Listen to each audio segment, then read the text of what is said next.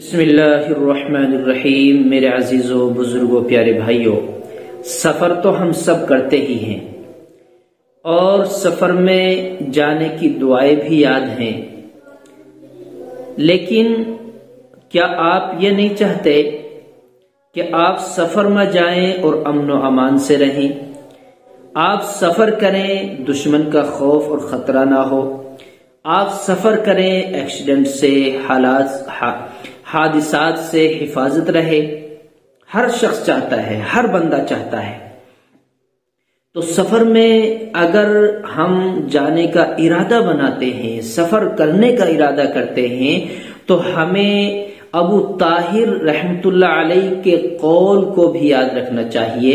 ابو طاہر رحمت اللہ علیہ فرماتے ہیں کہ میں نے سفر کا ارادہ کیا، میں چاہتا تھا کہ سفر کروں، لیکن اس زمانے میں سفر پیدل ہوا کرتا تھا، پیدل سفر کرتے تھے اور لٹیروں کا، ڈاکوؤں کا خطرہ ہوتا تھا، درندوں کا خطرہ ہوتا تھا۔ آج لٹیروں کا، ڈاکوؤں کا وہ خطرہ نہیں، آج جیب کتروں کا خطرہ ہے۔ آج جو ٹیکنالوجی سے ہم سے چوری کر لیتے ہیں ان کا خطرہ ہے۔ آج درندوں کا خطرہ نہیں، آج ہمارے پاس سواریاں ہیں، آج انجن کی سواریاں ہیں، تو ایکسیڈنٹ کا خطرہ ہے۔ تو چرندے درندوں سے حفاظت اس وقت ہوتی تھی، تو آج ہمیں اپنی سواری سے حفاظت کرنی ہے۔ اس وقت میں چور، ڈاکو، لٹیرے اور انداز کے ہوتے تھے، آج دوسری قسم کے ہیں۔ بہرکیف مسئلہ وہی ہے جو پہلے تھا۔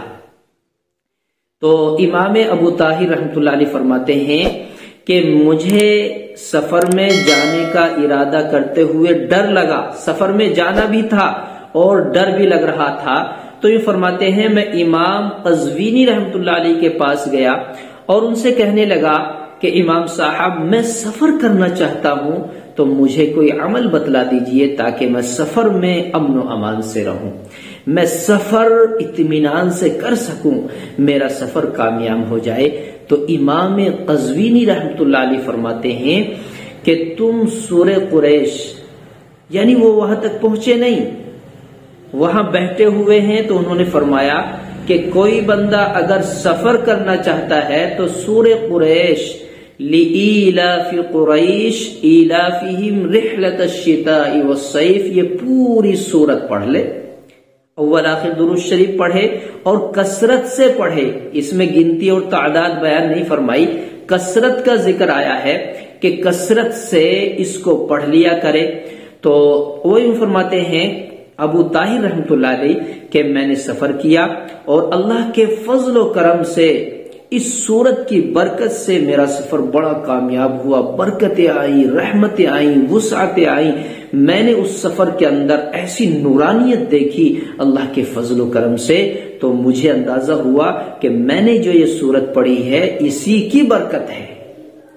تو ہم بھی چاہتے ہیں کہ سفر میں ہمارے آسانیاں پیدا ہو جائیں، تو سورت لِإِيلَافِ قُرَيْشٍ پڑھ لیا کریں۔